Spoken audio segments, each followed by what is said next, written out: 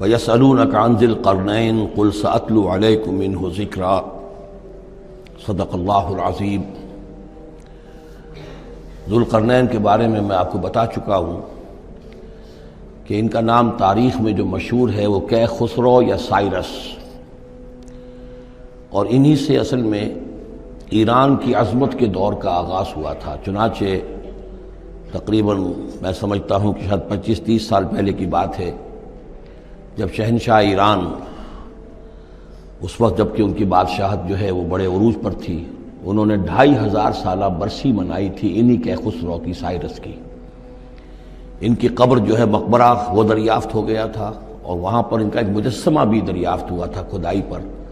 اس مجسمے میں وہ 2 لگے ہوئے تھے، سینگ بھی۔ اس موضوع پر سب سے پہلے مولانا ابوالکلام آزاد مرحوم نے، جو اپنی ترجمان القرآن کے نام سے انہوں نے مختصر ترجمہ اور تفسیر لکھی ہے، اس میں بڑے تفصیلی نوٹس لکھے ہیں۔ سب سے پہلے اہل علم کے حلقے میں ان کے بارے میں جو معلومات ہیں وہ ان کے ذریعے سے آئی ہیں۔ اب یہ تقریباً یونیورسلی ایکسیپٹڈ ہے۔ پھر سوال پیدا ہوتا ہے کہ ان سے کیا دلچسپی یہود کو تھی، تو وہ بھی سمجھ لیجئے کہ نبوکدنضر نے 587 قبل مسیح میں حملہ کیا تھا فلسطین پر، اور نبوکدنضر عراق کا بادشاہ تھا۔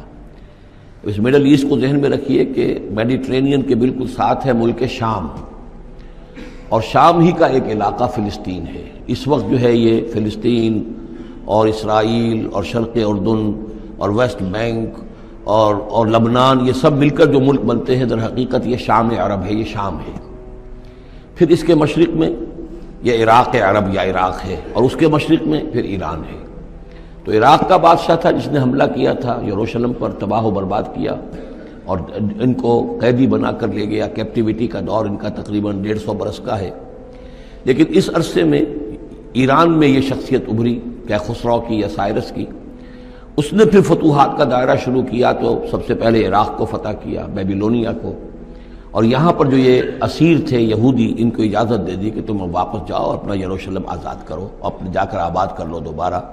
تو گویا کہ یہ محسن ہیں، ان کے ذوالقرنین جو ہے ان کے محسن ہیں، جن کی وجہ سے کہ جن کے ذریعے سے اللہ تعالیٰ نے انہیں بیبیلونیا یعنی عراق کی کیپٹیویٹی، جو ان کی اسارت کا دور تھا، اس کو ختم کیا، آزادی ملی، اور پھر یہ واپس آئے۔ حضرت عزیر علیہ السلام کے ساتھ قافلہ آیا ہے، اور وہ تقریباً پھر انہوں نے آ کر یہاں اثر نو اس شہر کو بھی آباد کیا، اور ہیکل جو ہے حضرت سلیمان علیہ السلام کا بنایا ہوا جو وہ عبادت خانہ تھا، اس کو دوبارہ تعمیر کیا۔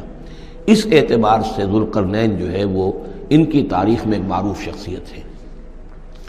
تاریخ سے معلوم ہوتا ہے کہ انہوں نے پھر ایران کی پہلی حکومت کو کنسولیڈیٹ کر کے پارس اور مادہ کو ملا کر ایک سلطنت ایران بنائی۔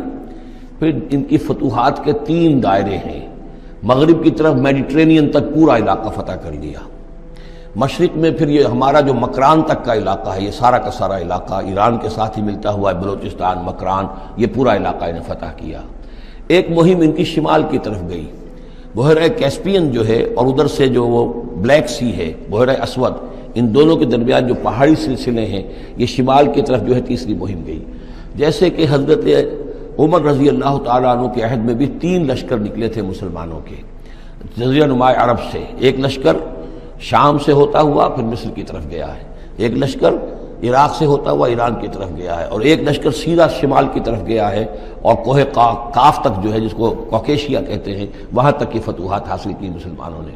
تو تقریباً یہی سمجھیے کہ ایک بلو پرنٹ تھا، جو کہ یعنی ہمارے اس دور خلافت راشدہ سے جو سمجھیے کہ لگ بھگ کوئی 2000 سال قبل جو ہے یہ واقعہ پیش آیا ہے، یا بلکہ اس سے کم، کوئی 1500 سال قبل یہ واقعہ پیش آیا ہے، اور یہ ذوالقرنین جو ہیں یہ یہاں پر ایک بڑی عظیم سلطنت کے بانی بنے ہیں۔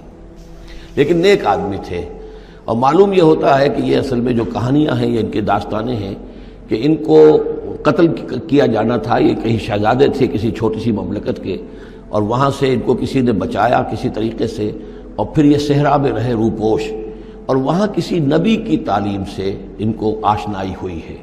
ہو سکتا ہے کوئی اسرائیلی نبی ہی کی تعلیم ہو، یہ بھی ہو سکتا ہے کہ زرتشت جو ہیں وہ بھی کوئی اللہ کے نبی ہوں اور ان کی تعلیم ان تک پہنچی ہو، لیکن خود ان کا کردار جو قرآن پیش کر رہا ہے وہ بہت ایک نیک، مومن، صالح، ایک بندہ مومن، اس کا کردار ہے۔